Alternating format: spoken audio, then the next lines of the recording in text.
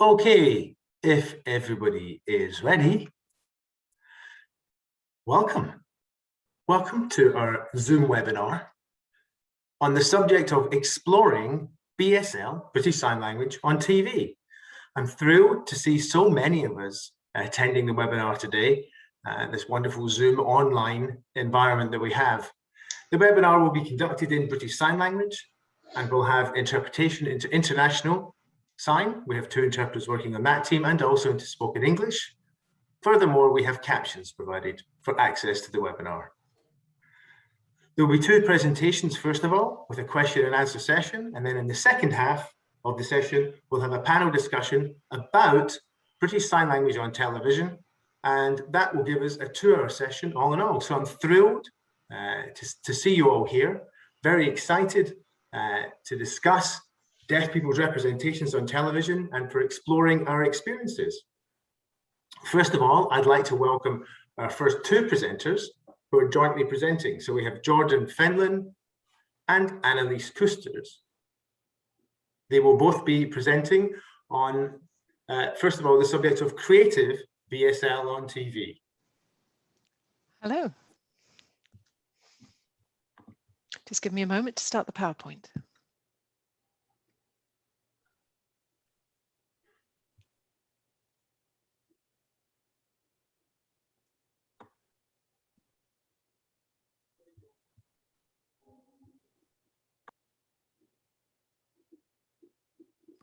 Okay.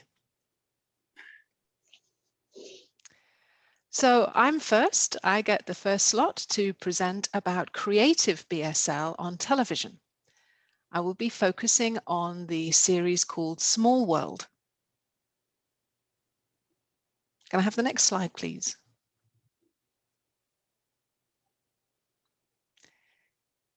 So just briefly to explain about this presentation, it really comes from a research project that Annelies and myself undertook. Annelies is based at Heriot-Watt University, and we received funding from to provide this, to look at the Small World series and BSL within that program, because the language use of Small World was something that we wanted to explore in more depth. The Small World series is best described, if you like, as a deaf version of Friends, which is, of course, the famous American series. It's a very similar format. So Small World looked at 5 characters, central characters, who live in a flat, and one person who regularly visits. And there were 2 series of Small World. So we're focusing on the first series. There were 5 episodes altogether in that. Small World was released through BSL Zone, so it's broadcast through BSL Zone. It's still available online for you to watch, so if you've not seen it, you certainly can. And in this project, we also worked with those people who were involved in Small World, the people who actually created it, the actors who were acting in it, the director, and all the people, the key players within that series. So we will explain a little more about their involvement in this presentation.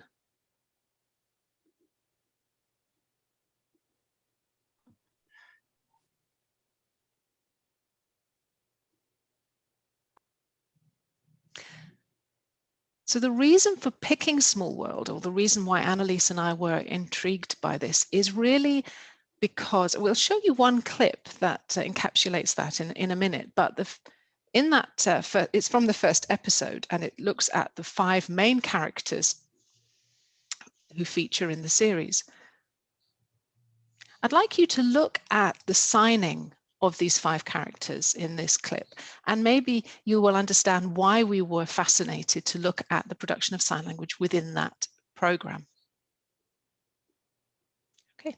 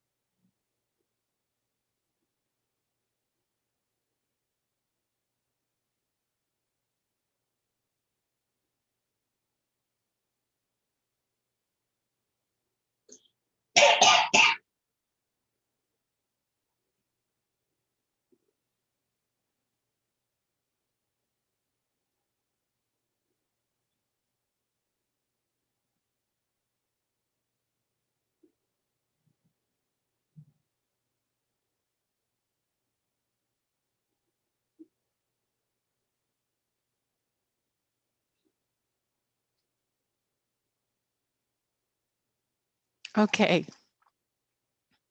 Hopefully you got a flavor there from that one clip that there's a number of signing styles from the 5 different characters in that show. So this is important because showing those different signing styles gives us a little bit of information about each of the characters and their background. So for example, Laura is deaf, but you can tell from her signing that she has a lot of English influence because she speaks and signs at the same time. Alfonso also is deaf again, but his signing in BSL includes some signing from Italian. So you can see some borrowings from Italian sign language and some gestures, some Italian gestures as well that influence his sign production. Another character, which is Graham. His background is that he's a BSL tutor. And you can see from his behavior that he behaves differently. He's trying to refine or revise the signs that other people are using. He corrected the sign for family. He said you shouldn't be signing family like that with the F because that's an English influence. You should sign it differently. You should sign it like this. So his own signing is different to the others. It's more formal. So Annelies and I, when we watched this series of Small World, we could see the characters each used a different way of signing, and also that their signing changed according to the context. So for example, in the next slide,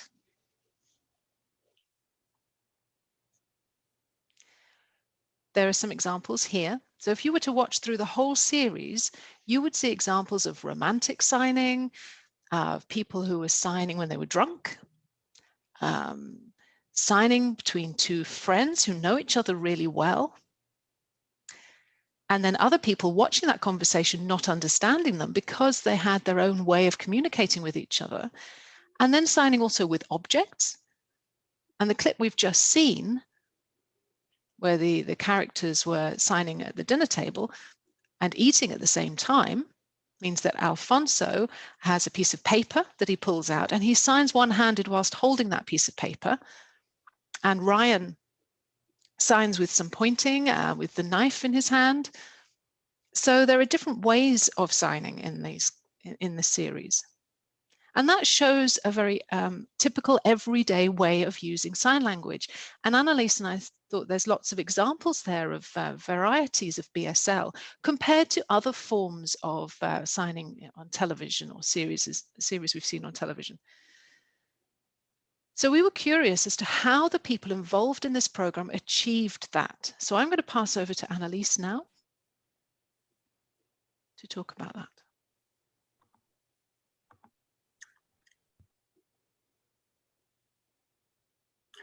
Okay.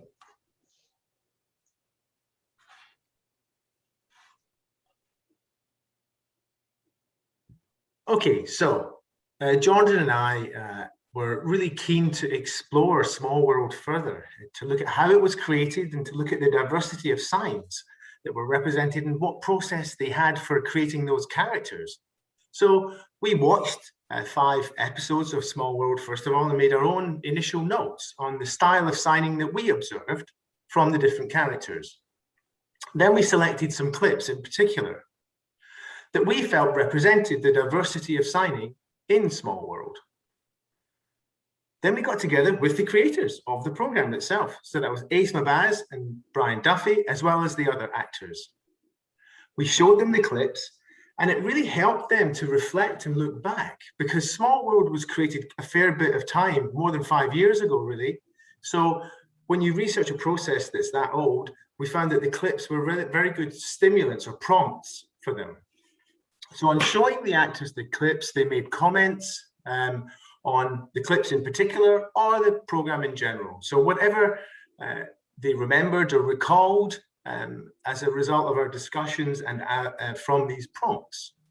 And it was a really good way for us to elicit from them their memories, their experiences, in terms of what they wanted to share with us regarding the creative process around making the program Small World.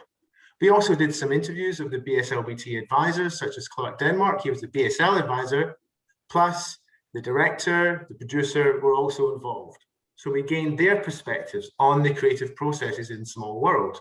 So they gave us a much more objective view, or a much more executive view when you take into account the fact that these producers and directors have worked on other programs. So they were able to talk to how Small World was different from their experiences of making other deaf television programs.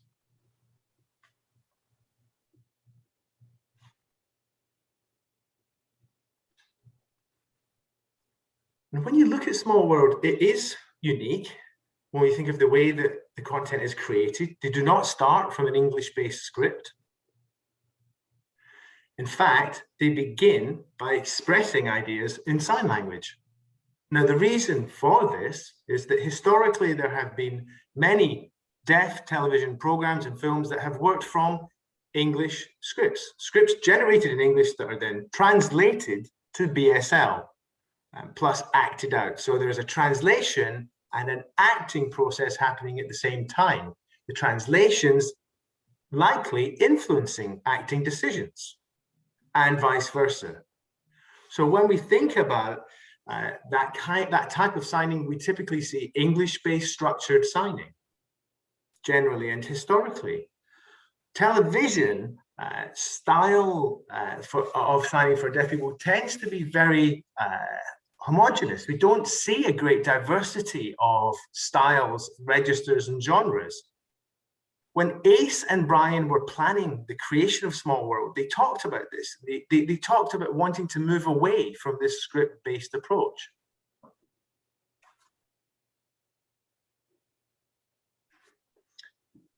Now, the photographs here are of Louis Neethling. He was the showrunner of Small World, the director, and he's been involved in the creation of a great many television programs and films in BSL and other sign languages. So in talking to him, he described observing how powerful English words on a script are, and the fact that the script then became the Bible. It informed every part of the creative process that flowed from it, the acting, the signing, and he felt that it was better to put those aside and allow for free creation and expression in sign language, but this being a difficult process, and the fact that a lot of actors, in fact, struggle with this creative process. So what we then have is this natural tension, if you like, in these processes, wanting to have improvised naturalistic BSL scripts, but obviously, when we think about film scripts and television scripts, they are very typically English-based. Now, the BSL version would certainly not be one person signing to camera. It was a group of actors being filmed, generating the script in a naturalistic fashion in sign language, rather than the traditional English-based hearing model of a screenwriter. So what we then would expect and what we see is a diversity in signing styles as people naturally and spontaneously create these scripts. And that is indeed what we observed in the process, a natural and diverse BSL.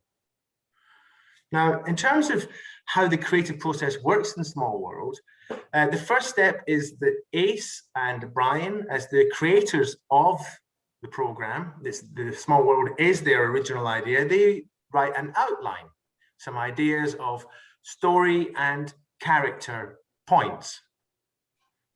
The actors who are involved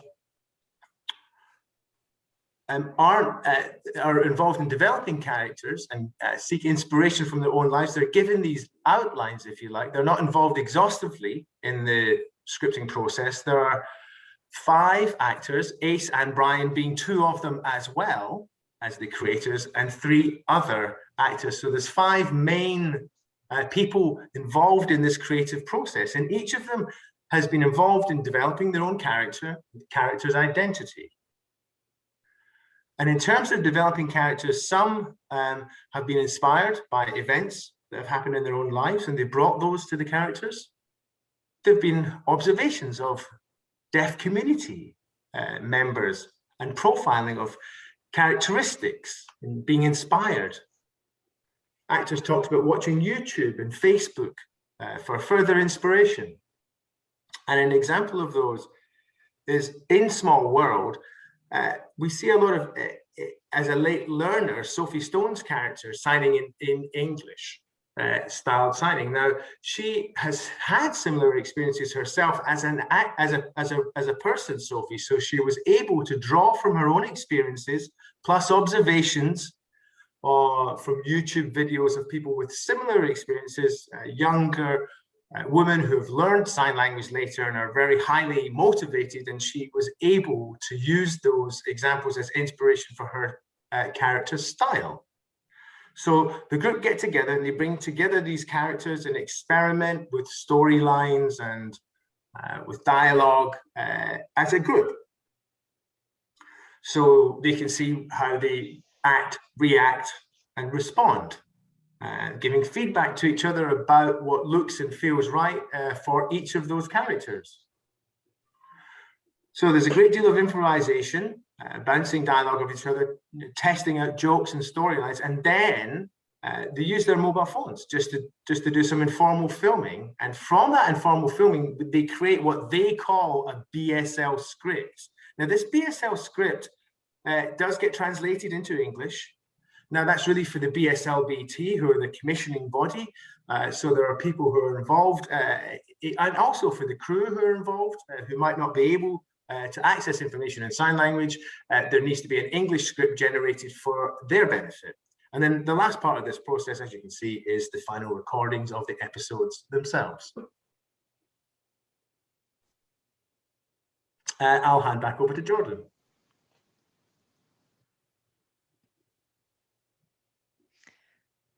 So as Annelies has just explained about the process and how Small World was created, and they use that process in order to achieve a more natural production of sign language. So I want to link that to another spoken language play written by a well-known British playwright who's written many, many plays. His name is Mike Leigh. And one example of his work is shown on the screen here. So the process that he used to create his play, as shown on the screen, Abigail's Party, is very similar to that of Small World. He didn't start with a written script.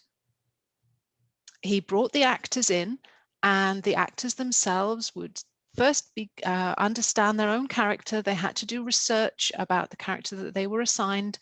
They had to understand how to respond to different circumstances. And once that research and investigation had been undertaken, they then improvised with the other actors as a team. And through the improvisation and the practice, they then developed a script. The rehearsals were all about improvisation. They could take hours or certainly a very long time.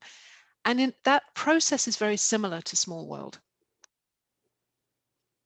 And the reason I bring that up is because the process itself is more natural in that creative way. The language that was used both in the play, the spoken play, and in Small World enabled a more natural language production.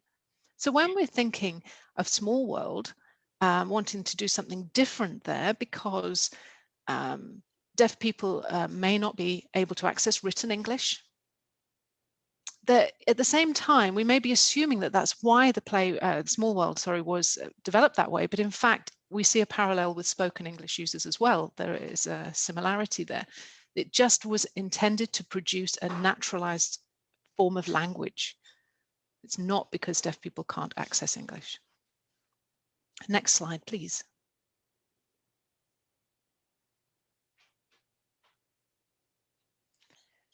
So as we've said, often we wanted to capture that natural sign language, but through our discussions with the actors, and those discussions with the actors and with the director, wanting to achieve that natural sign language production, as we said at the beginning, there's also differences there. So each character has a different background, and those reflect many of the people that you see in everyday life in the deaf community. The variation that you see on Small World, the style of signing, as we've talked about, the romantic signing, signing in the dark, signing when a person is very close or when they are physically far away, signing with objects, and all of those things are what happens in BSL communities. It's what we see every day. But it also means it's more informal. There is a pace there that's more informal. It can be that the pace changes, that can be slower or faster. There may be signs there that you see often in casual conversation. So, for example, the actors would often say that they would use a particular sign like know you or you know. So at the start of a sentence, it's like saying, did you know this? They would say, you know, you know.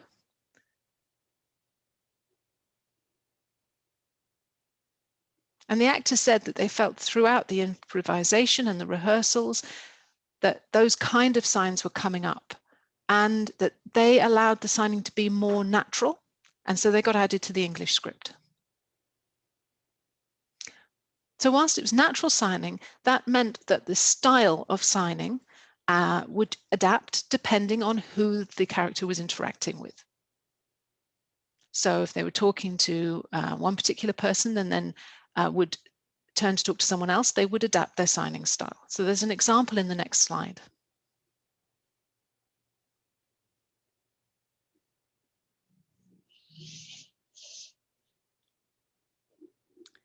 So this slide gives you an inkling. Mitch, who's one of the characters who comes up in one episode, and the way that they sign with, the way that he signs with Chris Baker and with Laura is different. So when you watch that, you can compare the signing style. And one thing to focus on is the mouthings.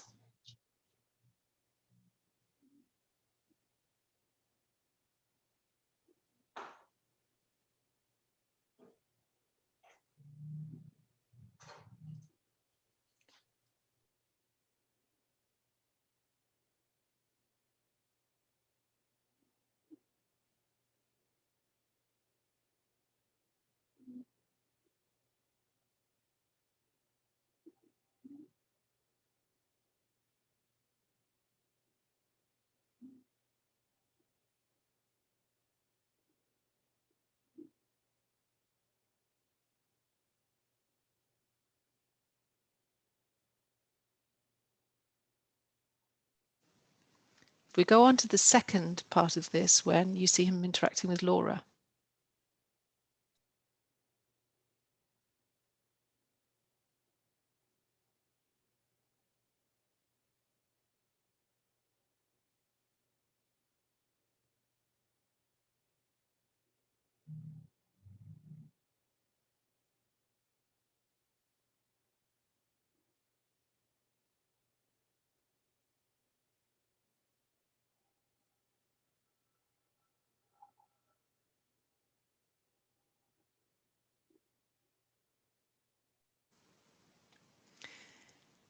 When you watch those two clips, you can see a difference.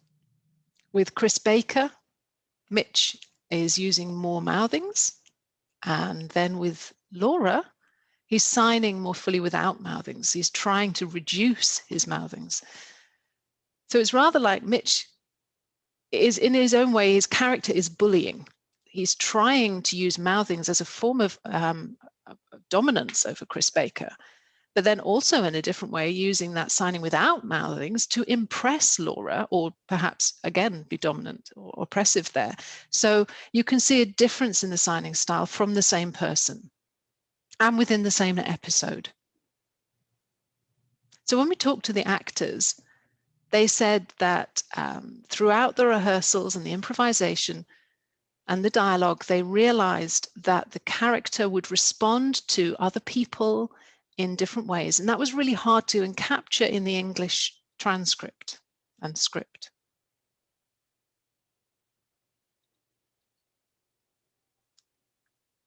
So one aim for this with Small World was to produce natural sign language and to see a more natural form of sign language on television, but also to have other considerations included too. So thinking about challenges that, you know, for producing natural sign language, certainly there were tensions there. They had to think about the audience. They had to think about the people who were going to be watching it, and the studio, the practical limitations that they had of the space, and also trying to make it funny. It's a comedy. So there was a textual demand there as well.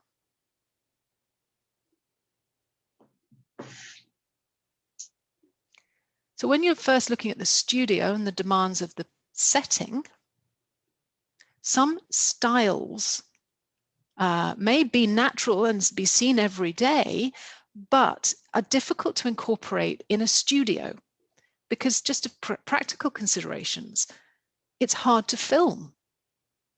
So for example, Duffy and Ace wanted to show different ways of getting attention from the participants, like you would bang the floor, or you'd flash the lights, or you might throw something to get, or wave at someone to get their attention. But that can be hard to film and to capture on film.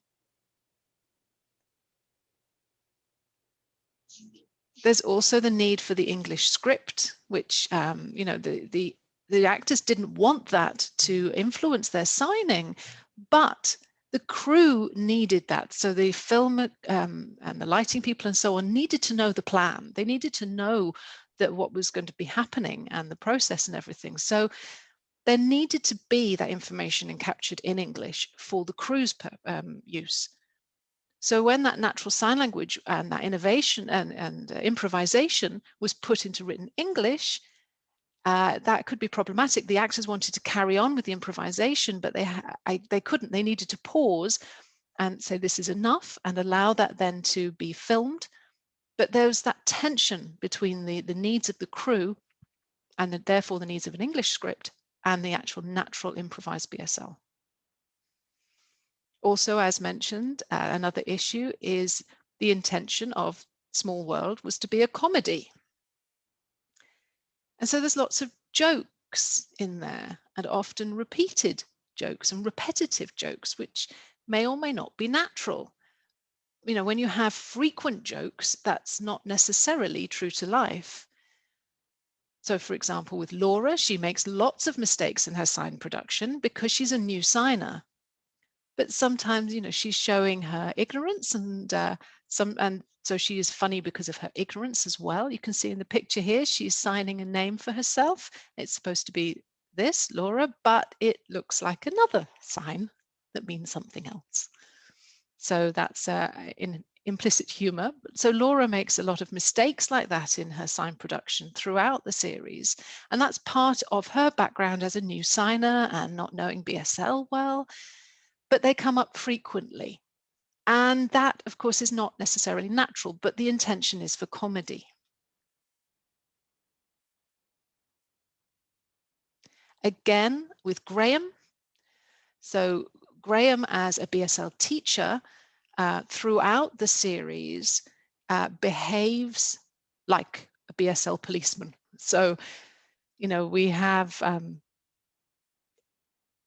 that that is something that's well recognized. There is a series called Deaf Funny where one skit is about a BSL woman who dresses up as a policewoman and is a BSL policewoman. So she polices people's BSL use and will fine people when they sign things wrong, and she will tell them off and she will tell them to adapt it.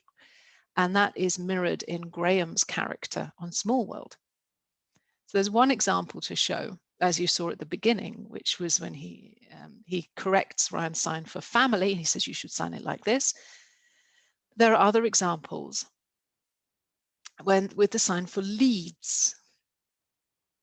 There are a number of signs for Leeds. Graham is from Leeds, and he says you're not using the right sign for Leeds. You should sign it this way. This is the right sign. And so he makes similar corrections throughout the series, and it's funny, but at the same time it's clever, because later on in the series, one person, Mitch, in fact, who is a little bit of a bully, uses the sign Leeds in front of Graham. And Graham tries to challenge him and say, that's not the right sign for Leeds, it's this. But Mitch is tough and argues back and says, no, it's not. And Graham actually accepts this alternative sign. So you can see that there are layers there throughout the language use, the language choices that are made and so on. It helps you to understand the characters more and to understand the dynamics.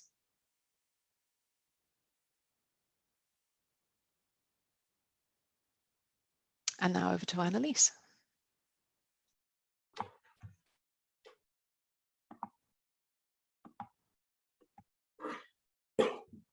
Okay, there are also other challenges and demands in terms of creating natural signing on television.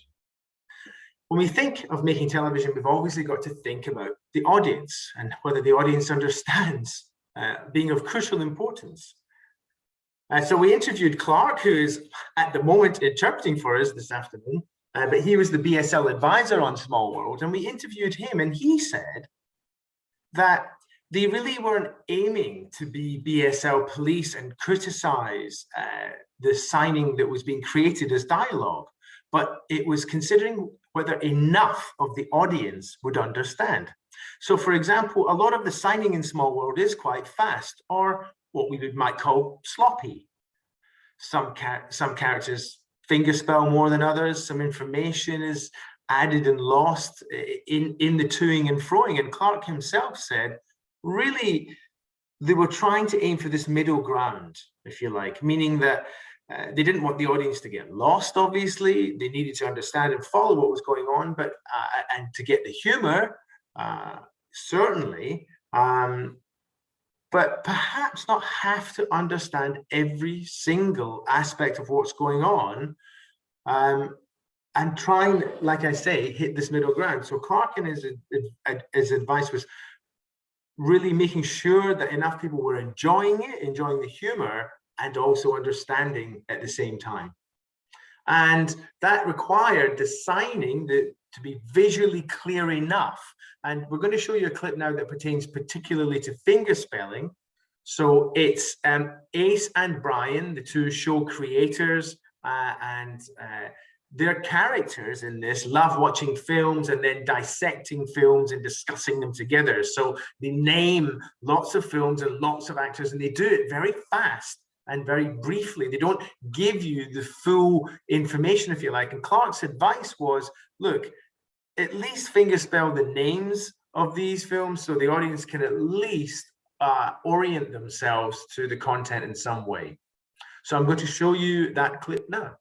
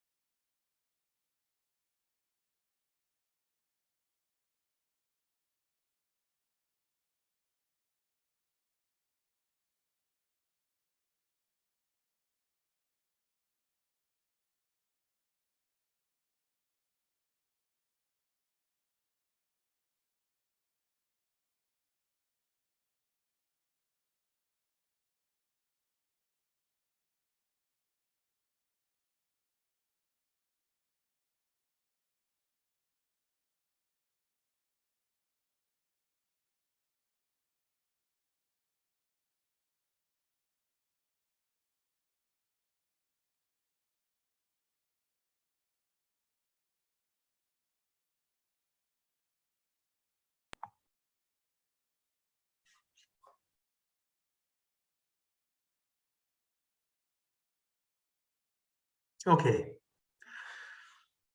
So what we can see in this clip is something that came out in the interviews with Brian Duffy and Ace Mabaz about this finger spelling practice, but not their struggle with not wanting to do it, but understanding that the audience needed to take away some information about what they were discussing.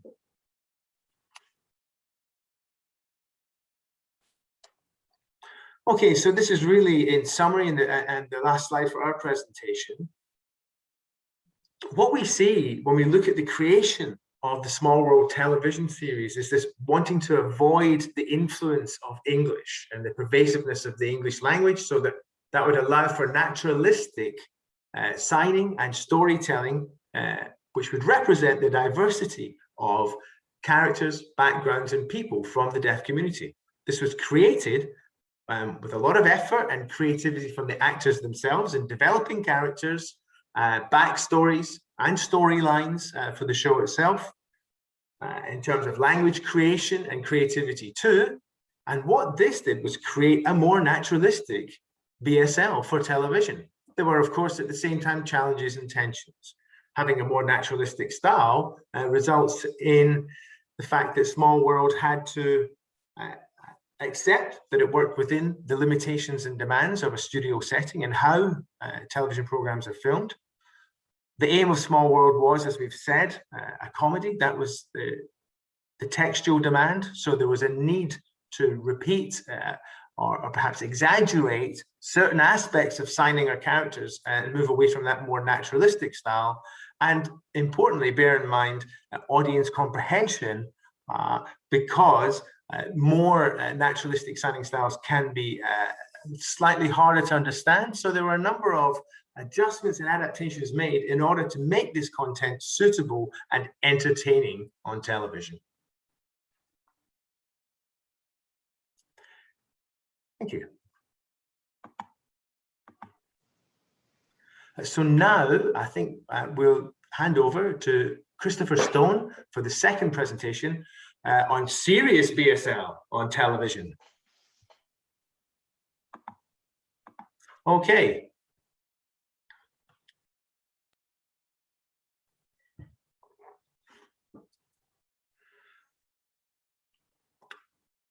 I did just want to check with Annelies if I'm okay to share the screen myself. I'll assume that's the case.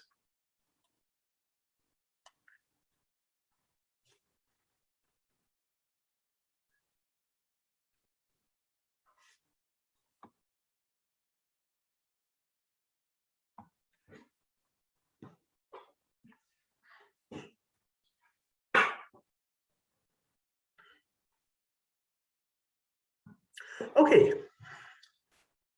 Hello, everybody. I'm Christopher Stone. I'm here to talk about serious BSL on television as a result of my research into the BBC News. And whether the BSL is serious or not, or perhaps information-based, is a bit more, that might be a more appropriate label. Anyway, it's worth saying that in Britain, we have a number of different programs where we have in-vision interpreters and translators working.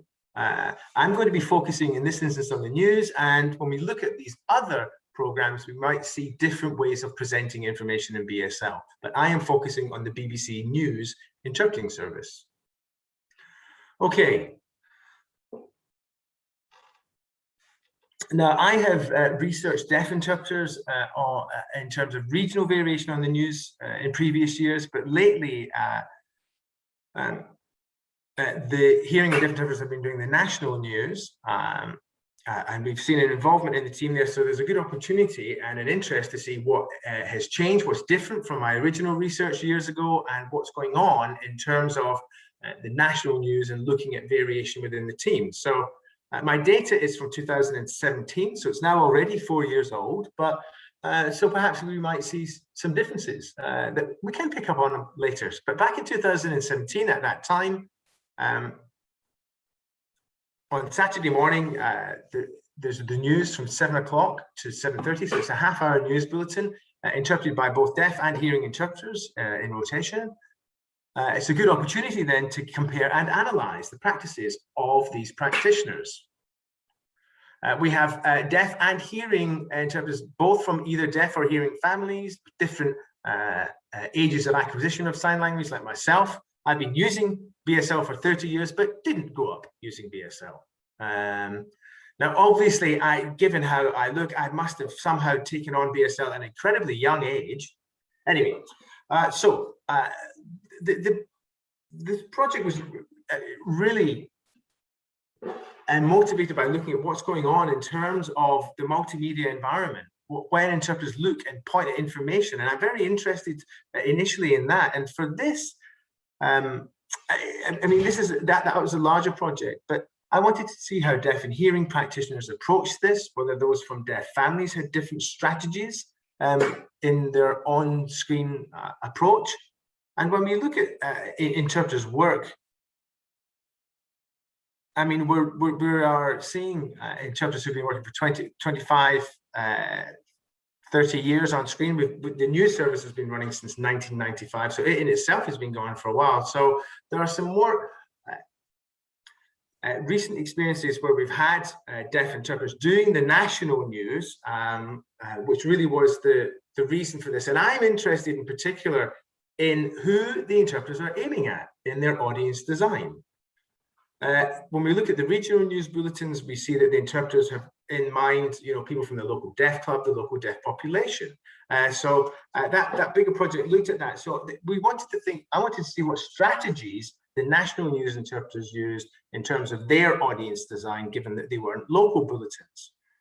For the purposes of this presentation, you can see who the interpreters are. There were 12 interpreters altogether in 2017-18. So that was the Saturday morning news bulletin that was recorded. 4 of them were deaf interpreters, 3 men and 1 woman.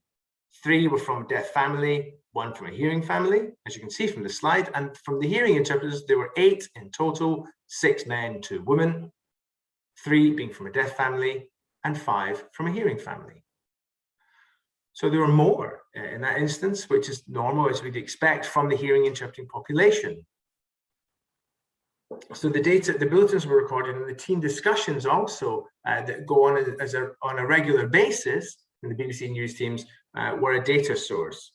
And now, obviously, with lockdown, it's no longer the case, but we'd, as a minimum, get together twice a year for training sessions that we might do, where we train ourselves on a certain topic, analyze our work, discuss our approaches, give feedback to each other as a team of practitioners. And our manager in the team is deaf herself, from a deaf family, and has a great deal of experience in making television programs and information accessible in sign language. So she was involved in the London Deaf Video Access Project back in the late 80s, 90s, and so has a wealth of experience that she brings to managing that team. And we also have gone through a process of adjusting and adapting our aims and our audience design as a result of this process. So what happens with interpreting? And by the way, look, the first thing to see is it is interpreting. It's not translation. It is simultaneous interpreting.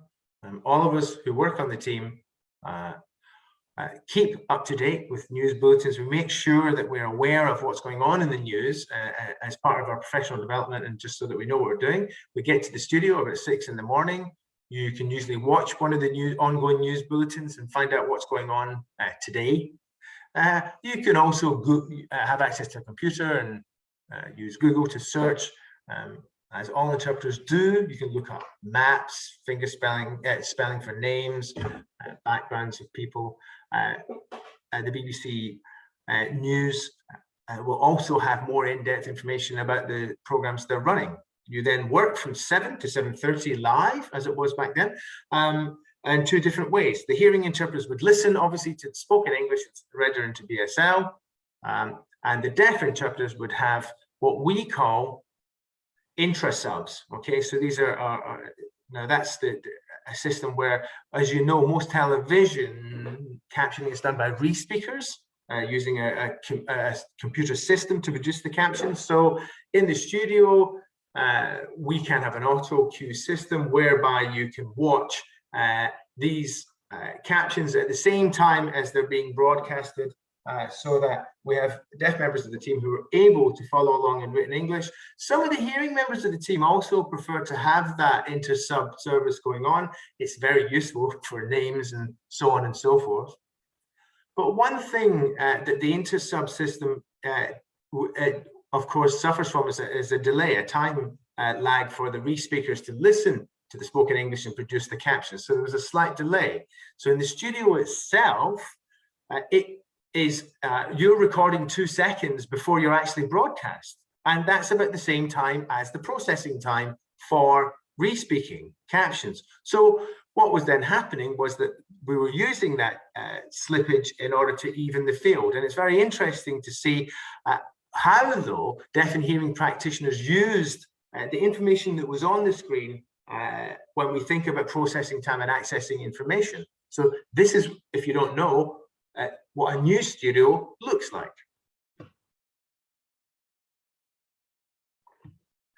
For interpreters, that is. So the interpreter stands obviously in front of a camera. Next to the camera, there is either a picture or the inter-subs, the outer cue screen. Moving on to the right, you can see yourself. So when you're doing the weather or the news, you can use this screen as a reference point, like the weather people do, to know where you're pointing. So you can see yourself, this composite of yourself on top of the television image being broadcasted. Okay, so when we think about the comparisons and the difference between small world, well, what's the goal? What drives the product? Why are the interpreters there? In our team discussions, one of the members of our team has said, well, really, I think what we should be doing should be different from the subtitles. Otherwise, what's the point in us being there? If we're just replicating the subtitles, surely we need to be thinking of creating information in a way that's different. There are deaf people who prefer subtitles, can watch them, but I like to give the information fully and visually in BSL. And in some viewers' feedback, we often get, you didn't really sign what we read on the subtitles. So you have to stick by your guns and go, well, we're aiming to give information to a deaf audience that isn't availing themselves of the subtitling. Now that was very clear when we knew that everybody was watching television on televisions, watching the news on televisions. But nowadays, people are consuming their news on iPads or phones or devices that may not auto-generate captions or even show subtitles at all. So the information from the interpreter for a wider deaf audience, we now have to think about how differently we might present information, fit into the new audience needs and requirements as they access these news bulletins via different formats. We can't select the order of information. We can't select the topic. We can't select all of these things. We've got to follow what's going on in the news bulletin. But what we are able to manage is how we reformulate that information to match audience needs, expectations, and desires. And so we need to be thinking of all of those aspects. And one thing that is actually very clear in looking at feedback and thinking about the discussions and the themes, a lot of the audience and us as a team in particular, in some ways, we don't really see, the interpreter, we want, in some ways, to be just giving the news without your own personal pervading on that. So when we talk about overt and covert translation, and House has written a great deal on this, in some ways we wanted to really develop a system, and it was hard for us to use it's hard for us to use the different resources that are available, names, pictures, maps, all those sorts of things. But this, as you can see from the slide, this one picture equals 1,000 words. You can see what Clive is doing here. There's an awful lot of dovetailing in with the visual information that's available on the screen to make sure that the synthesis between the sign language and the images by pointing pointing, copying, those sorts of things.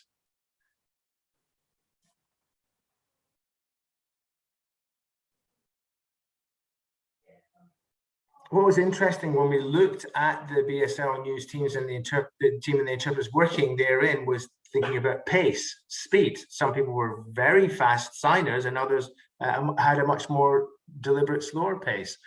The BBC news presenters, of course, would vary. Some of them were quicker than others, so that. But there didn't seem to be concordance. It was actually more about the interpreter's own style of presenting information that determined their rate of articulation or pace. Moving on, when the information was being presented and you're following the scripts, either relying on the inter-subs or listening, when a place or somebody's name is mentioned, we know to reformulate these things in British Sign Language. So we often, because of the topic comment structure, reorder things. So sometimes the information was available in a picture, but they'd moved on to talk about a different topic. And with the weather in particular, you have constantly moving images where you have a weather person talking about the east of Scotland, but the image has already moved to the south of England, so they don't match in terms of what you can hear and what you can see. So the interpreters are often juggling a lot of that synthesis. So whether the name is available or not, whether you're diverting the audience's attention, whether the name is in the strip at the bottom, the Aston strip, those are all sorts of factors that can influence the interpreter's choices that they make. But what seems to be the case is that it doesn't really describe a lot of variation. The team do seem to have developed a house style through this constant discussing and coming together and working out how we interact with the multimedia environment we're working in, when we pause, when we look, when we refer, so that we actually have a fairly consistent approach to this. So today, I was more interested in looking to see if there's any variation along some of the lines that we might expect. Is there differences in terms of younger and older interpreters? Do older interpreters fingerspell more than younger? Is that stereotype still there? In terms of regional signs, do we see a lot of variation across the interpreting team? And of course, the hot topic in our community at the moment, is there any influence from international sign in the interpreters' renditions, or are they signing only in BSL? Okay, so when we look at this interpreter team and the age range, the hearing interpreters were of a younger, slightly younger group compared to the deaf interpreters, as you can see from the slide. And really, there was really no difference in the use of fingerspelling. We would expect from research that Northerners would fingerspell more than Southerners. And we might expect some initialization instead of full fingerspelling, but that wasn't evident. Proper names were fingerspelled in full, country names were fingerspelled in full across all the different age groups of interpreters. So all the interpreters seem to have a unified approach to fingerspelling. There were some instances of initialization, typically around sport. As you can see the examples here, David Beckham and Roger Federer. We tended to see those initialized examples when covering sports topics. But these didn't separate or distinguish younger from older interpreters at all. And neither did the hearing family or deaf family background seem to impact. So it seems immaterial, rather the topic. Sports driving more of this initialization strategy as opposed to full fingerspelling. So that being the only observation, and that might be a factor of the in-house style, a result of the in-house style. Because what research there is shows that deaf people do struggle to understand fingerspelling when it's presented on television. So if you were to fingerspell the Prime Minister's name, Boris Johnson, it might also link to audience expectations of what they expect to see. If the name is there, if he's there, do you need to do it? But it does depict a more formal style when you fingerspell people's names in full. when we think about, now moving on to regional variation. So from the 2017-18 data set that I have of those 12 interpreters, 6 from the Southeast, 2 from the Midlands, 1 from Northwest, and 3 from Scotland. And what was interesting to see when we think about numbers and numbering and number systems, there wasn't really that much variation. 1, 2, 3, 4, 5. This system was used really. Perhaps you would see 6 and 10 varying slightly from the Scottish interpreters, but most followed what we would call the Southeast variety, the London numbering system.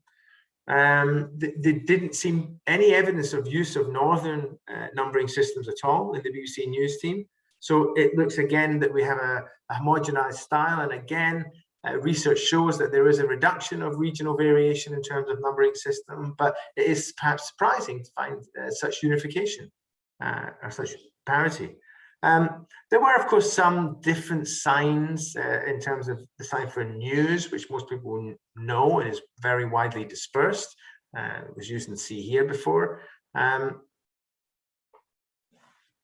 And we did see varieties, including a Scottish one and a Think a Scot variety of NEWS from a London interpreter. But there really wasn't any other variation other than that. The term home had a number of varieties that were used. Hotel produced varieties, as did morning or good morning.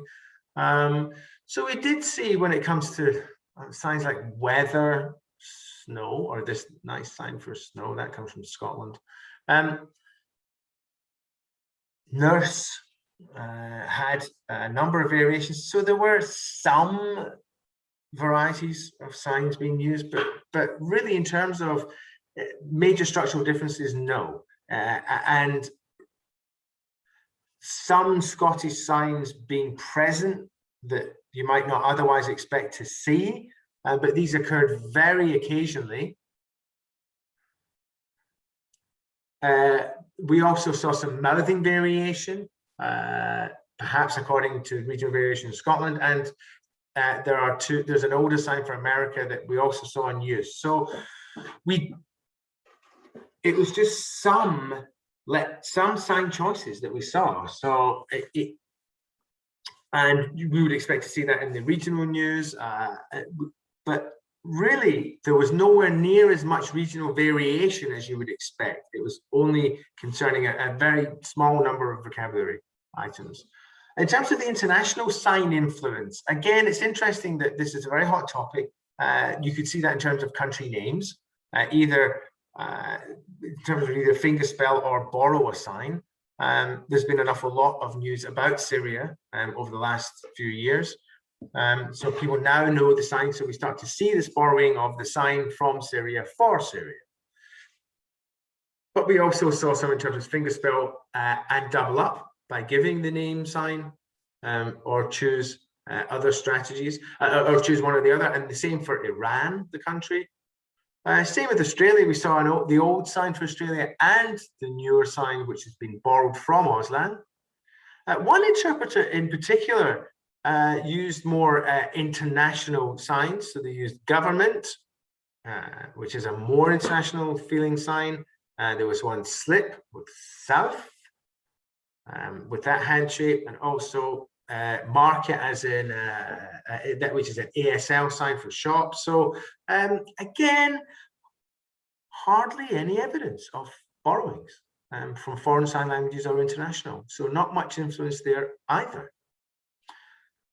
So as I said, my data is from 2017-18, but there have been new members coming into the news team since then. So in 2021, it's exciting to see these new additions. They're all hearing members of the team. We have 2 deaf members of the team as well. So we have 3 women and 1 man. It's 3 from the Southeast, 1 from the Southwest. So we have, in this instance, so we've got one from Scotland, one who's now living in Scotland. Perhaps we'd say that he's a London signer, and we're starting to see some Southwest variation coming up in the vocabulary with this number system 6, 7, 8, 9. So not just the Southeast system. So that's interesting to see some of that variety coming in. And there's a lot of discussion about register and usage. I mean, the most recent relating to the COVID pandemic about the sign for injection and jab and which to use in which instance. And there's some strong feelings in the team that this sign was more formal, and you would expect to see that. But this bigger handshake, the second one I'm showing you, a lot of deputy were using on Facebook, on YouTube. So there was a feeling in the team that we needed to think about register and usage and what was appropriate to be using as an in-house style for the BBC News team. And you would probably, we would expect to see more variation out in the world and in the team, and on the evidence, though, it is not as strong as we might think. But you could say that yes, there is some variation still alive, but only ish. We see an awful lot of work over half the team coming from the Southeast. So that's perhaps reduced some of the variation we might expect to see across the team. Numbers variation is hardly there, but that's actually a general trend in British Sign Language across the UK. There is some regional signs still being used, and they still appear occasionally. So variation is technically there, but it seems like if you're a news interpreter, we do watch each other, and we are modeling, and we are starting to unify our approach so that the information is coming out in a reasonably standardized way that doesn't discombobulate the audience too much. So the next steps for me, is wanting now to interview with the interpreters, asking them what their audience design is, who they're aiming at. Do they think they have their own style, or are they mimicking other interpreting styles? Do they feel that when they're working on the news, it's very different from how they sign and work every day? Are they more formal? Those are issues that I would like to explore next. And with that, I'd like to thank you. That's the end of my presentation. Thank you. Thank you, Christopher. That was fascinating. I'll just wait for the screen to reconfigure.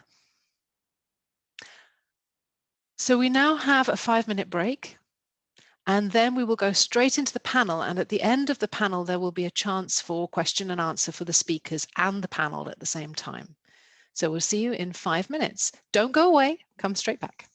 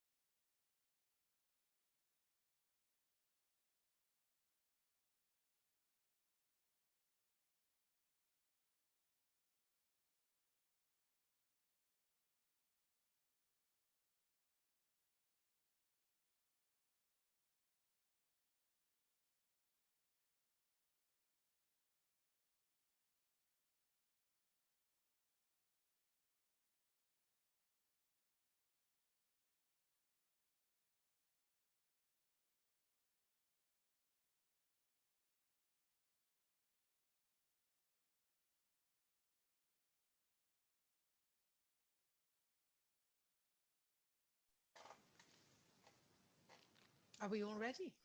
Let's welcome the panel.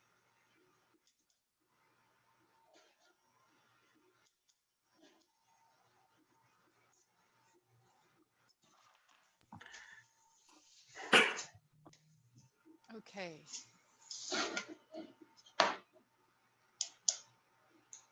Welcome. Welcome to the panel. I think we're waiting on one more. We're waiting for Wendy.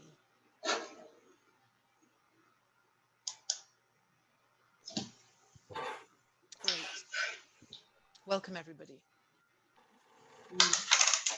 So thank you, all of you, for agreeing to take part in this panel. And we're really looking forward to your thoughts around sign language use on television. I will first introduce you. And I'm going to follow the order that's on my screen. So I have Lesley, first of all. Hello, Lesley. Hello. Then Rinkoo Barpaga. Then Ahmed, Mudawi. Then I have Sanchayeeta, Iyer. I also have Louis, Neethling. And last but definitely not least, Wendy, Daunt. So I'm so pleased to have all of you here with us today. So first of all, I will be using some questions as a stimulus for discussion and would invite you to respond to those. And it is all relating to the use of BSL on television. So really it's to ask you what you think of BSL use on television, and I'll pass over to Ahmed first. Okay. I think when we look back, I think we have to always consider how history has affected this. Because when See Here started on television all those years ago, back in the 1980s, you know, the sign language that was used was SSE. You know, they were even speaking and signing at the same time in some instances. And when we think about where we've come since then, and this, the fact that there was an awful lot of English informed signing, they didn't even need to bring in interpreters because Paddy and Maggie Woolley were able to use their voices at the same time as signing. So when you think about how it started all the way back then and the changes that we've seen in BSL, and we consider the 1990s and bringing in people such as Memnos Costi, Ramon Wolf, those kind of presenters. And when we think about really, you know, the late 80s, but before then, the late 80s, and how BSL was talked about. It was at Durham University, where there's a lot of work refuting SSE and setting up that specific course in terms of recognizing British Sign Language, translation into British Sign Language. And that's where we started to see these changes in the 90s from SSE to more BSL on television. So we really need to think about the prominence of English historically, and it's only been in recent years that we see the status of BSL even begin to match English, and hopefully at some point in our programming supersede English. And that, I think, as deaf people, we all know that we want our own. Of course, there still needs to be English scripts in the process, but how can we ensure that there's the everyday signing that we see in the deaf clubs present in our programming? But I don't think, but because of the status issues, I don't think we've got there yet. So when we think about how signing has moved out over time, I mean, in the 2000s, you know, presenters, you know, we say, look, we say, I was told to just be me and to be myself on television, to represent the different varieties of BSL that we see. And deaf people, they relate to that. They get that authenticity. They feel when they see the naturalistic signing of the presenters when we have programs coming on Channel 4, as well as that more formal style that we saw from the BBC and See Here. You know, I'm thinking of those couple of presenters, you know, in Channel 4 in the turn of the millennium. There being a BSL monitor involved. So this real emphasis on pushing away English scripts and focusing on the sign language. So that's what I think has been happening over all these years. Thank you, Ahmed. Certainly we've noted those changes in BSL production, and the reduction in English and wanting to see more natural sign language. So that's your view. Can I ask Lesley, you've got your hand up, to come in there? Yes, I think what's important is to remember that when BSL was first on television, as a deaf program, See Here was the first one, but then we had Listening Eye as well. That was the Channel 4 program talked about there. And at that time, that was it. There was so little available on television. See Here and Listening Eye were some of the first to use sign language. And then we started bringing in translation on mainstream television and things like that. So, but at that time, the presenters were often Scottish. They were often recruited from people who were from universities or had studied maybe Moray House. And they were influenced by that academic use of language. And so the people in the Deaf Club maybe felt disenfranchised from the presenters on the screen who were not signing in a way that they were used to. And so some people would be saying, well, you're signing too much Scottish. We want to see more regional variation. Or, and back then, you know, the ability to recruit people to present on screen was limited. But certainly there was an influence in the early days from the regions of where people were recruited from. And I think, as we've seen in the presentations, that variation has declined over time. Okay, Rinkoo, you want to come in? Yeah, look, I just want to say that, when we think about the 40 years ago and the bringing in of people, but and we consider all that history, but what we have to remember is who's deciding on who those faces are, who those presenters are. And when we think about the decision makers and the policy makers, we have to consider them too, because we have traditionally seen groups marginalized and not represented on television. And we have to think back, being born in Birmingham myself and growing up,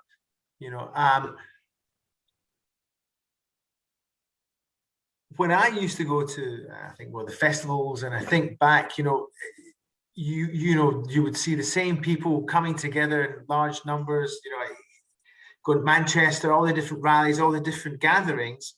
And then you'd look and see here and you think, well, they don't represent that signing just isn't what I see in the real world. And there was a disconnect. And you're always thinking, well, who are these people on television? Where are they from? How do they get recruited? Who made those decisions? And you've got to make those connections and see if they're going to the same schools. Is it the same demographic that we're drawing from? And I think that really we need to consider the decision makers in terms of recruitment. And that's perhaps what's really done as a disservice in terms of diversity on the screen, because we've had to, that's my view anyway, that we've had to put up with very similar faces for many years. Thank you. Oh, Louis.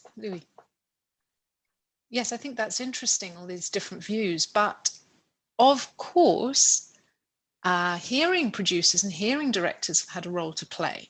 And they've referred to the script, and they've usually had interpreters, and they've always worried about that English, and worried about it being put into BSL, and they're worried about it, the BSL production moving too far away from the original English. So there's been a control element there. And it's certainly for many years, English has dominated the actual production of BSL. Once we start bringing in deaf directors, then there's more freedom there. And so you can see that there's more ability to work with the language to actually produce it in a more natural style. So certainly in the past, we were more controlled by the English text and the judgments and the control of those hearing directors who didn't have that expertise. So BSL has become, if you like, more confident. The people who use BSL are proud to use the language as opposed to in the past. But there's still some tensions there, that the script is put forward and they're told to put it into BSL, but at the same time, it's English. And I think what's important there is the concepts in English, yes, but they need to really do the research and get that information into their head so that that English doesn't control what they're producing. It's actually the concepts. Okay, thanks for that, Louis. And those are interesting responses. I think I'll move us on to the next question for the panel. When we think of BSL on television now, is it diverse enough? And I think we've already had a couple of comments on this theme, but anybody want to come in on that? Let's go to Sanchu next. Okay, so when we think about the BSL that's out there, I mean, we've had a lot of migration to this country over the last few decades, and I think that people, they go to BSL clubs to learn to sign. When we think about the courses and all the waiting lists, television is an amazing resource for newly arrived migrants to learn British Sign Language, to find some sort of way of learning a standard BSL. But does television really represent our signing in all of its richness and diversity? And a lot of people will mention that they don't see themselves as being able to go into television at all because they don't sign like the people on television. You think, well, hang on, if you're using British Sign Language, we need to find a way to bring that authenticity. I mean, okay, but when they come here from migrants and refugees, linguistic diversity is good, but they also want to know what BSL is. We have historically got foreign signs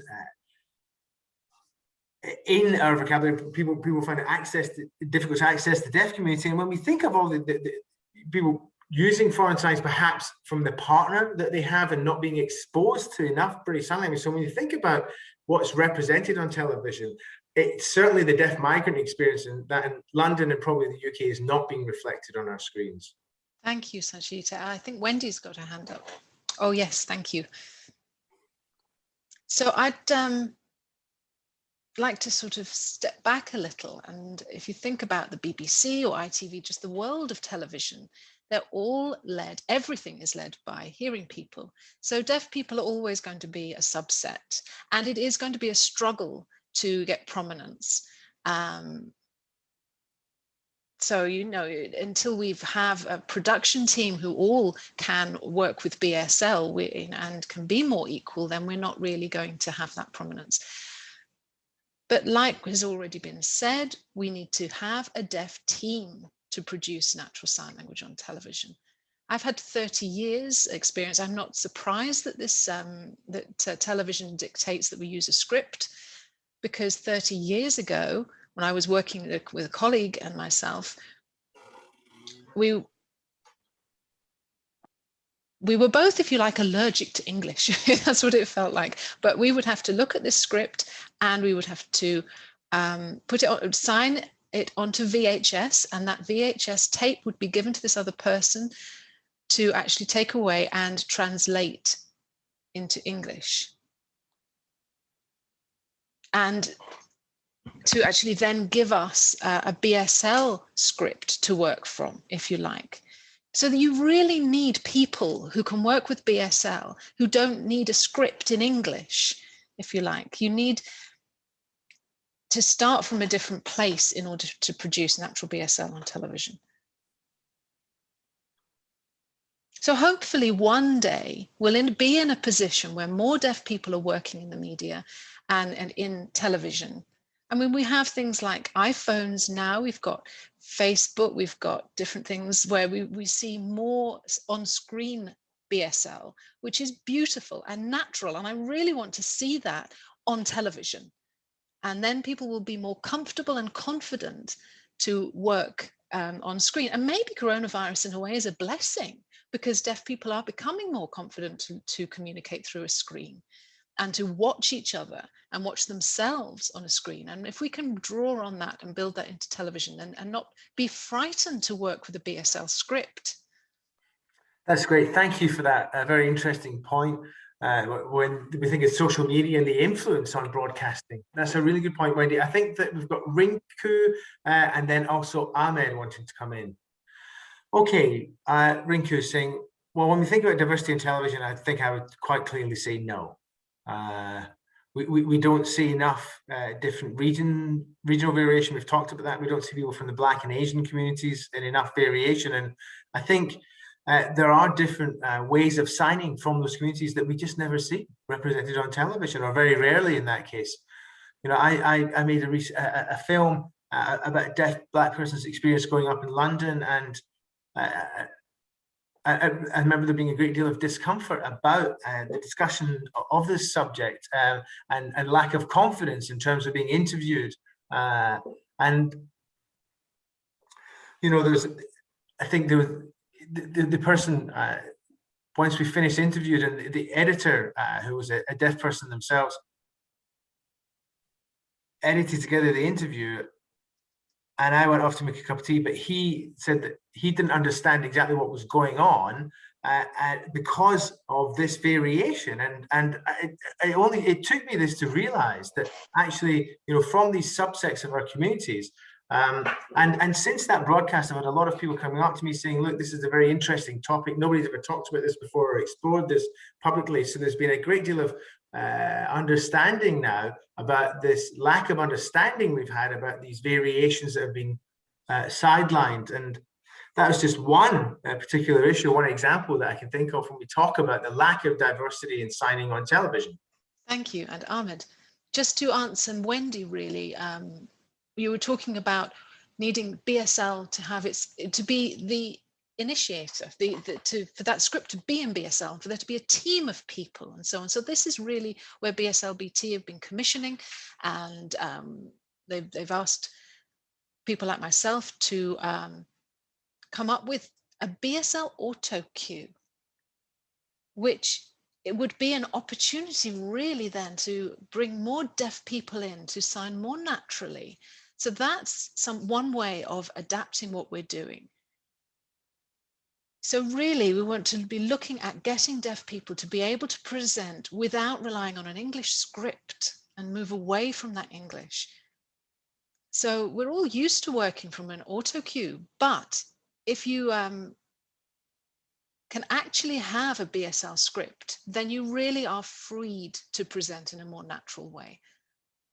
And of course, if you're working with a team of deaf people, that's ideal, but there are very few. So often it's a mixed team of deaf and hearing people.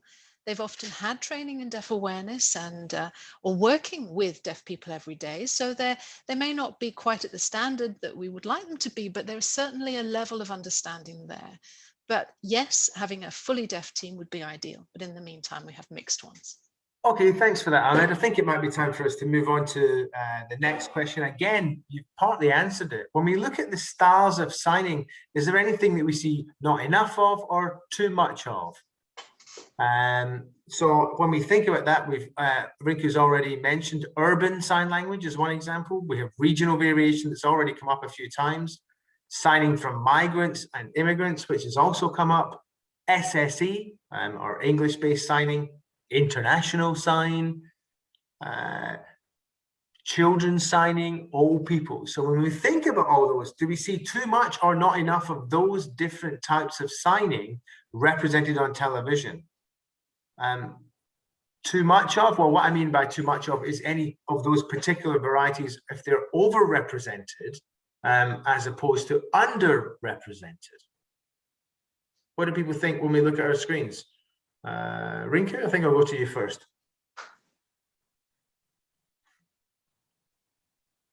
I think that there's a difference between, in terms of whether we're talking about British signers and ethnicity, the opportunities given to different people and waiting for opportunities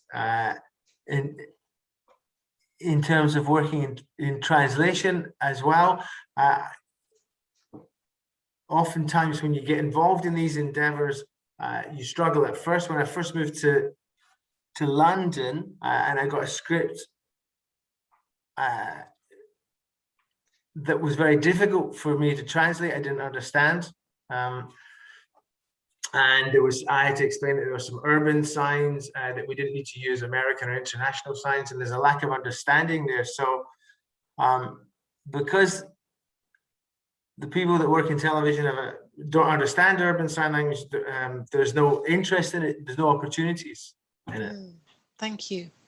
If I come to Sanchayeeta, you had your hand up. Yes, one thing is missing there is disabled deaf people as well. So somebody who has CP, for example, we don't see that represented in television. So they're still BSL users, but their signing style may be different. But also deaf people, are often excluded if they have an additional disability. They're often not seen in programs on television. We don't think about them. They're often a forgotten group. So to include them in more on screen time would be ideal. Okay, so we see obviously on social media, particularly in terms of what we see overseas and these experiences being recorded. That's a very good point, Sanchu. So I'll move back over to Ahmed now. I think really related to what Rinkoo and Sanchu was saying, we need to realize that it's important that the people that are gatekeepers, that control opportunities, need to be open-minded. In terms of, you know, Rinkoo's experience of people not even understanding what urban sign language was or other things, they just don't get what's going on in the Asian or the Black community. So we need to find a way of empowering individuals and allowing them, in the same way that I've had opportunities on television, to have a go and get involved. So sometimes, you know, as a presenter, I've had to be really assertive in terms of representing myself on television, and being flexible enough, rather than the fixed way we had before of incorporating some of my own sign variety. And it is more acceptable now in terms of sign language on television. It is a sensitive subject. We shouldn't be criticizing each other. We should really have an open mind to all of this in the first place. Thank you. Any other contributions? Maybe international sign that comes up sometimes, perhaps. Lesley, you have your hand up. I think I agree with what's been said, but if I look back in the UK and the production of BSL, it's always been around, but the difficulty has always been we can't please everyone. Some audiences have particular approaches that we can't please all the time. We can't meet all those needs. So when I look back to the early days, this sort of idea of standardization of sign language, or the idea that we should try to find a standard form, or that we'd be influenced by what was on television. For example, now we've got coronavirus. We've seen that sign of coronavirus or COVID, and we've seen the sign for jab or injection. Deaf people are seeing that, and they're seeing us model that sign, but they may not understand it. And so then they're seeing how it's used, they're trying to incorporate it in their vocabulary, they're trying to get information about that, they're trying to clarify what that means because it's a new term for them. And the deaf community used to be able to go to deaf clubs to mix and mingle and share language and have that experience of developing language. And now, of course, we don't have that. The clubs are closing, but of course, we're also unable to mix. And so we're seeing a reduction, if you like, in that richness of language. And it would be nice to be able to preserve this somehow, this richness. Okay. Thanks for that, Lesley. Certainly, you know, I mean, the Deaf Club has come up in terms of, and we haven't yet talked about older people or younger people. Does anybody else want to come in at all? Louis, let's take Louis next. I think really the big gap in terms of television, I think, is children. We don't see hardly anything for them. You know, we're in danger of losing this next generation of deaf kids if we focus on adult programming only and for an age range that already exists in the community. So I have a great deal of concern about this next generation of kids, you know, seeing sign language, we just don't see enough for kids. They're all new signers, you know, and we see how they don't get access to information in sign language in many other areas of their life. They don't understand sign language the way they should. And there aren't the opportunities for them to mix and mingle. When they do, these rich experiences should be filmed, should be recorded, should be broadcast, so that when we see all the different changes that go on, such as new signs developing the kids, we should be documenting this, having these rich varieties also represented, and obviously focusing on the kids as the most important group. Absolutely. Anything else on this subject of children? Rinkoo, is that a link to, not around children, but I'll carry on if it's something else then. Okay. Well, just to go back to what Lesley was saying about the Deaf Club and the importance of that space to preserve the BSL and that heritage, and to ensure that that was passed on through the generations. In my time, my brother lived elsewhere. We were not actually accepted in the local deaf community because we looked different. So it was very hard to learn. And that's where this urban sign language has come from, for that very reason, that some people were excluded from these deaf spaces. So when we moved from Birmingham to Manchester, and I really wanted to take part in that local deaf club and in that space and get to know that area, but I was reluctant, if you like, and worried, but they were very welcoming. I didn't feel any rejection or discrimination there, which was a big relief, whereas Birmingham had been an issue for my family. And so it was a problem for me to see that heritage of BSL, that passing of BSL through the generations, because actually I was excluded from my local deaf club when I was growing up. That's an interesting point. When we think about urban sign language coming from this process of exclusion or being marginalized, and that experience, it's a noteworthy concept for us really to pay attention to. Lesley?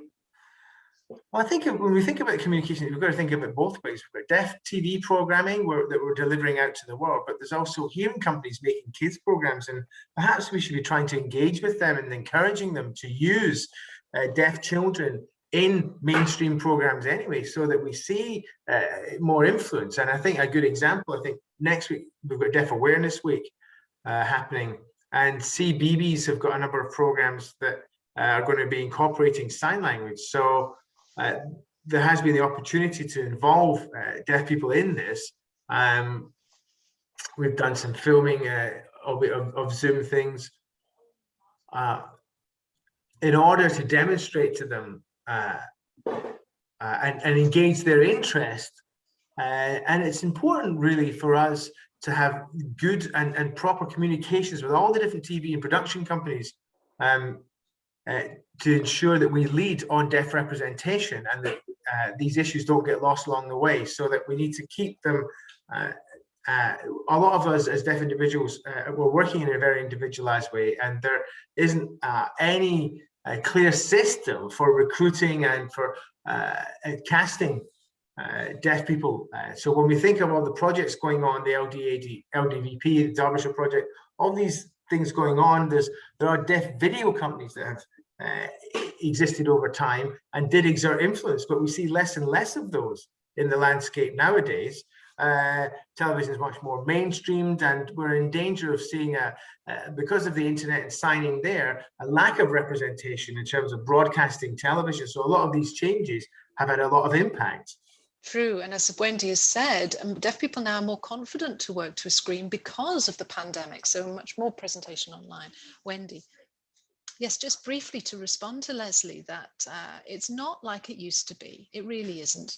Children now have a different experience of education, and safeguarding now is much more prevalent. That didn't used to exist. Schools used to make their own resources on things like Newsround.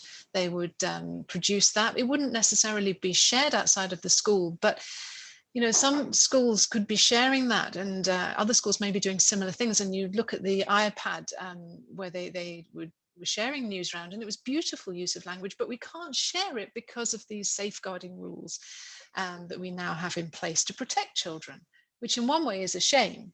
And so, you know, having come out of that space, I no longer have access to that. And it's such a shame. It's disappointing. It was fantastic. It was about 5 years ago, I remember seeing that. Okay, thank you. I think Sanchayeeta wanted to come in there.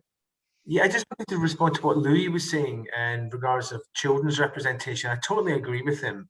I remember working at Oak Lodge School some time ago now, and I remember, you know, at Oak Lodge, you know, there's a large number of kids there that are from overseas who have moved to the UK, and you could see their process of developing their language learning with street signs as well, you know, or urban signs, whatever you want to call them. So we would see this real raw language learning experiences going on at Oak Lodge School, and that's what I feel is important to capture, to collect and document this richness of BSL that we get from the kids. So look, I just thought that was a very important point made, and more programming for children for sure. So one thing, sorry, no, Ahmed. Okay, just to reply that I think you're right when you're talking about standard programs don't include much diversity, but BSL BT are aiming at young people much more, and specifically producing programs for that age group, maybe the 15 to 17-year-olds. There's more opportunities there for those who are under 18 to come in, which means that younger children will see those as role models and look up to them. So There's one series called Up For It, and that's motivational for young people. That's very new, it's exciting. And so we are seeing a reduction in the age range, if you like. So there's a target to draw in younger people, and there's an opportunity there that's really positive. So BSL-BT are producing more programs and that are aimed at that younger age group. And so I think it's a start, and I think we'll see that expanding over time. Well, that's true, actually. There's a lot of research, you know, really showing what kids know in terms of age appropriateness. And I think that, but I'd like to move us on, because I know that we've got Louis and Wendy, but shall I just go to Wendy next? Oh, me? Okay. The other problem with television is the children, in terms of them watching it, but in terms of making it, there's that need for training first, because I've seen it happen before, whereby you try and film with children, and you know, they're really not being allowed to be their best selves and to represent themselves. There is a need for training and for an awareness about how you film with kids. You can't just bring them in cold like that.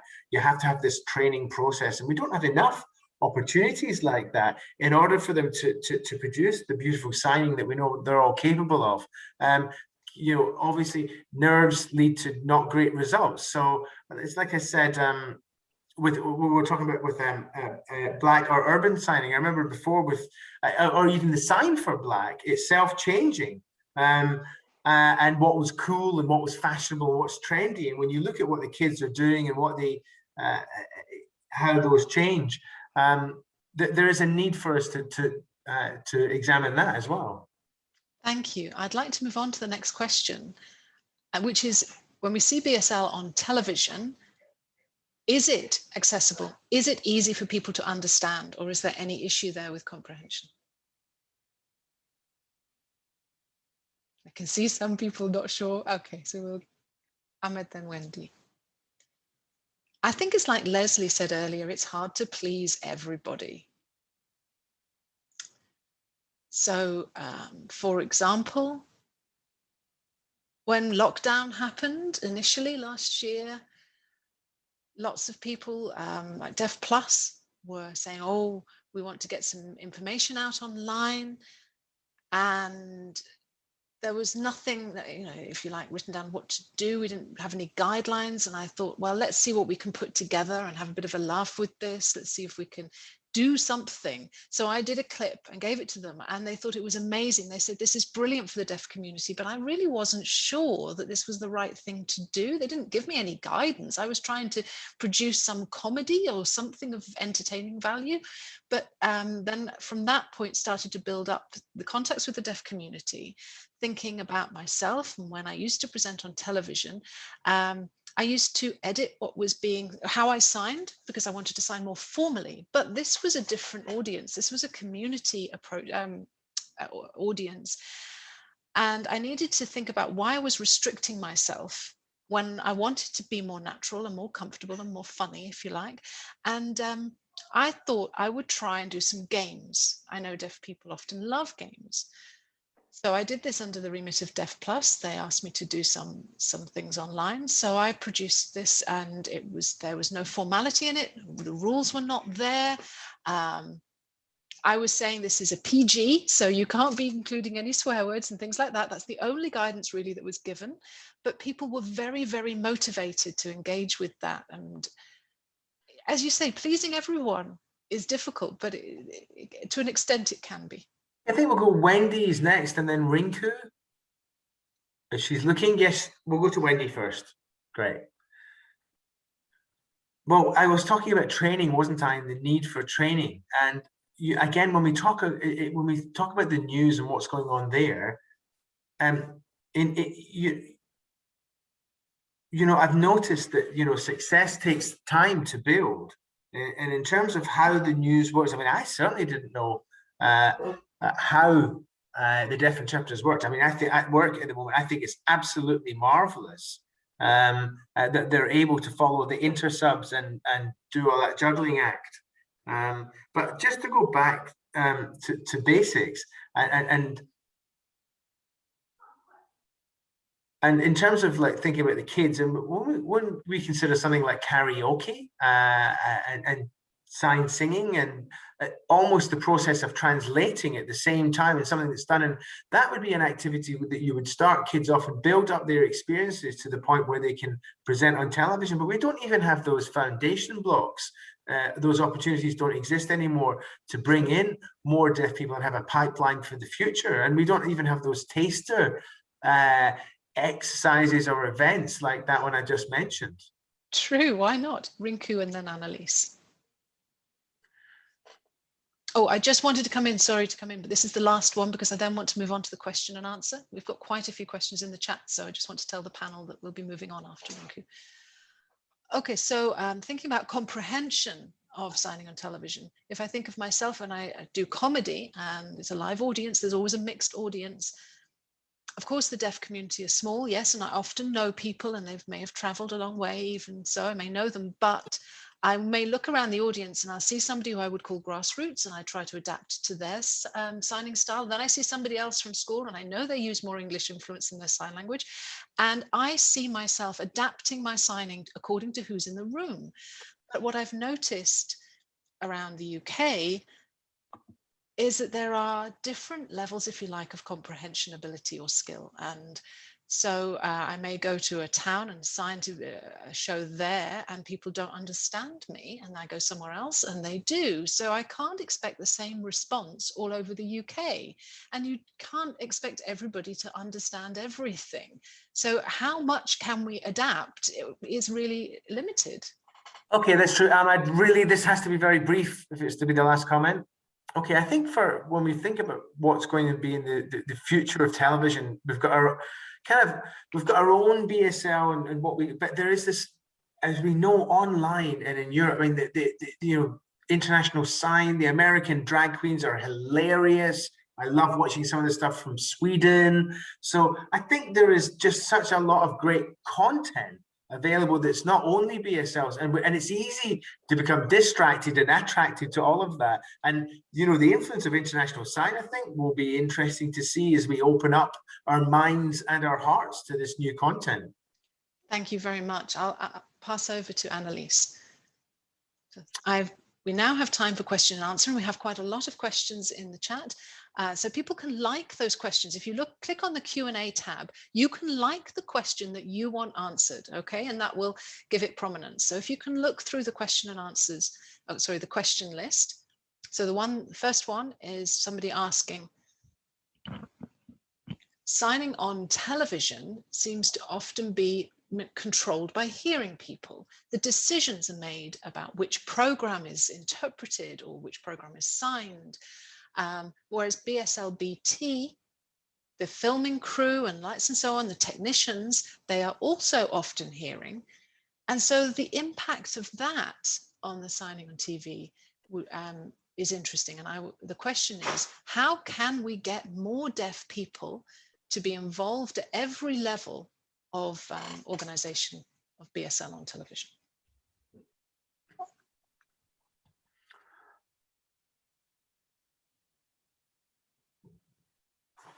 Okay, I think Rinkoo is going to answer that. I think that's right. Is it? Hang on. Yeah, Rinkoo and then Wendy. That's great. Go for it. Okay, really, I think that's a very good question. And when we think of programs and program ideas and submissions, people often think about all the logistics involved, how difficult it is to make it, and there may well be different reasons and rationales for deciding. But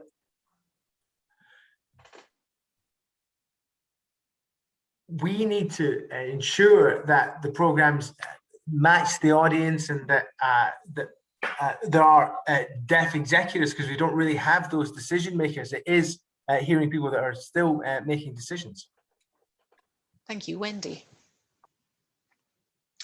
I just wanted to support this question, really. It's true. People keep looking at the interpreters or whoever's presenting on the screen, and they don't think about the people out there, like the children. We're not looking at what the community are doing. Like for example, there's a BSL gardening online club. Why are we not looking at people like that? We're always looking at hearing people giving the ideas and so on. We're not and deciding, but there are actually communities online that we could be turning to for ideas. I just wanted to go back to this question about why are hearing people dictating what we're doing when deaf people could be? So yes, it's a very good question. Okay, Annelies. Well, I'll go to Ahmed first and then back to Annelies. So Ahmed saying, the problem is that when we think of hearing institutions, we then think about attitudes, an attitude of supporting or helping deaf people. And of course, as a community, we're often very ignorant of the implications of that. And what's best is to get really a group of stakeholders and knowledgeable people together who are empowered enough to work wisely together. Okay, we'll go to Louis for the next comment. So yes, the commissioners of all of the different programs that you see, for example, there are always issues. They don't understand about deaf culture and deaf identity and so on. So we're always going, reinventing the wheel, really. So for example, you know, they want a well-known actor or well-known figure.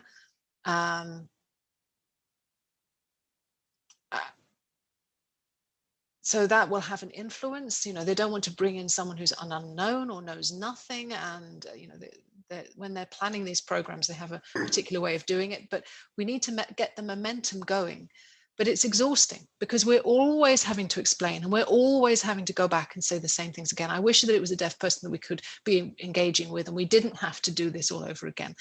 And, you know, we're trying to explain that you don't put together a full heavy English script. Try to pick out keywords so that it's much smoother to translate. It's things like that we're always having to explain. Whereas if we were working with deaf people, it would be so much more comfortable. But we haven't got the skills yet in the deaf community. We need more specialisms, presenters, actors, etc. We need the full range in production and so on. And until we get that, we're not going to have that comfortable space. But that would be my dream, is to have all those roles covered by deaf people. Okay, back to Annelies. Okay, I think we'll throw to Lesley for a quick comment now. Oh. Okay, she's freezing, as Robert's saying. She's saying that the broadcasting for the campaigns for the lobbying for sign language and television and captioning, we had these organizations and lobby groups before, and they don't exist anymore. So we don't see deaf people being involved in political lobbying in the broadcasting sphere. And this happened in previous years because of the context, and Lesley was involved in that work. Over to Annelies. Thank you. There's a couple more questions that have received a few likes, so I'll do those two, and so at the same time. So one person is saying, so should we have one channel? Like we have a Welsh speakers channel on television. Should we have a BSL channel? So a deaf specific channel. And then another question, which is a little bit controversial, but another person saying, should deaf television be more interesting to a wider audience or appeal to a wider audience?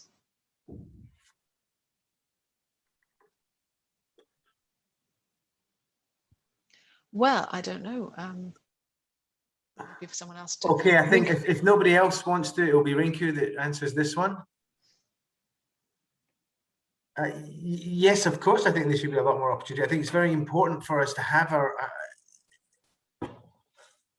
deaf people at every level, but my concern is that with the British deaf Asian population, they're just not engaged, they're not involved. We don't have real inclusion. We've got our own language, our own heritage and culture, and we're not really, when we get involved, we get integrated into the mainstream rather than having our own diversity celebrated as an Asian community. And when we think of how large the deaf Asian community is in the UK and the fact that it hasn't been given any attention, it is great to be involved in mainstream activities, that's fine.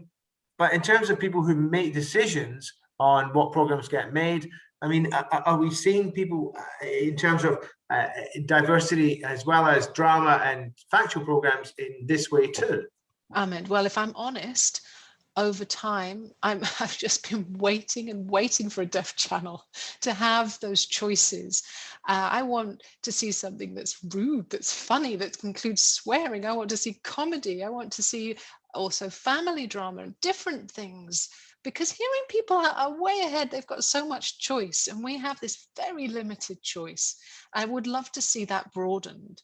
Like Rinkoo talks about having an Asian or Black channel or gay or anything. It's wanting to see, I would love to see GSV, Gay Sign Variant, and love to see a drag show and that sort of thing. And those don't exist right now. And so it would be my dream to see that.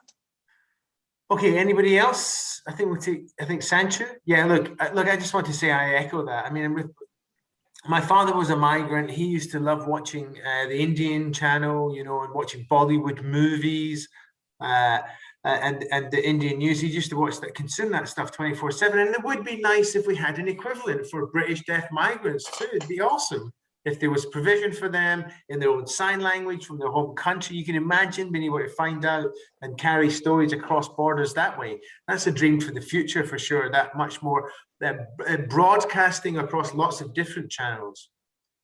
Louis, I think maybe what we're missing with BSL BT is with that deaf channel. It's a small version of, but BSL BT are trying to cover that. But of course, we haven't got enough. But they do broadcast on television, but we do need to see more diversity within that. So the programs are still very limited, but that's the only platform we have at the moment, and we need to be pushing for our own channel, a proper channel, like Rinkoo said, with more diversity. Yeah, I can see in the comments, how diverse is BSLBT. You know, there's obviously still work to do there as well. But look, time, Annelies, is against us. Do we have any time for one more comment? I know that Ahmed's desperate to come in, so is Wendy.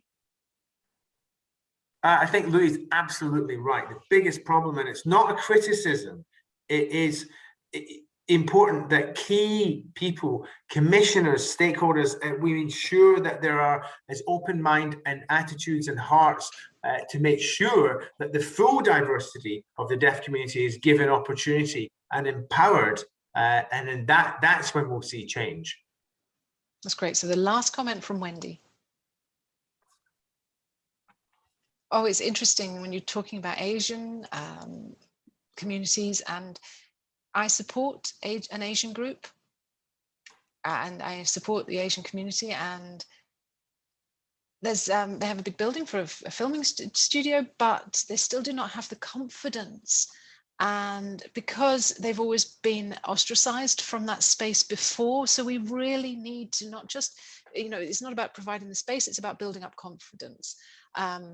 This is a group in Barnsley, and I would really recommend looking at them. It's a fantastic group, but they do not have the confidence to present. But that group we would love them. It's a perfect group. We should bring them in and build up their confidence. And I'm working with them at the moment, and I have been for about 18 months. Okay. We might go to Rinkoo for a very last comment.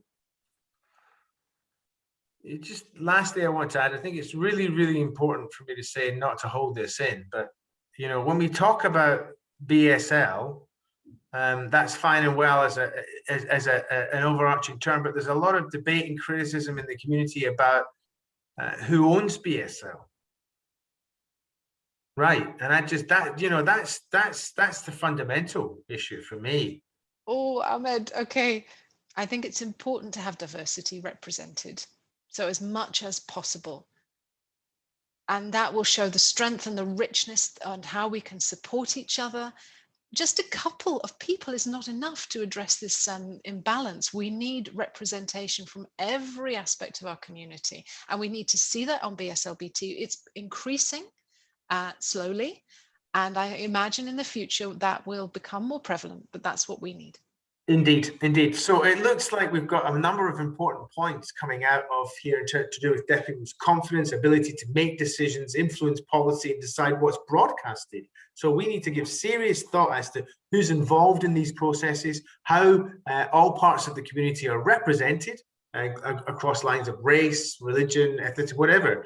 We haven't even talked about deaf people with disabilities yet today, as well as other subgroups within our community. We haven't really covered the elderly either. So there are a number of things that we all clearly need to be bearing in mind when it comes to ensuring that we represent the full intersectionality of the deaf community. But with that, I'd like to draw us to a close, and I'll hand over for the final words from Annelies.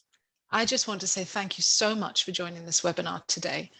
And we want to tie up now, but we'll be emailing the link to the recording. That will be in a few days' time, and it will be uploaded to YouTube. And so anyone who's signed up for this webinar will be able to access that. So you can watch this again at any time and share it. So again, thank you for joining us, and thank you to the presenters, Jordan and Christopher. Thank you to our panel, to Robert for chairing, to the interpreters for working throughout. Thank you to everyone.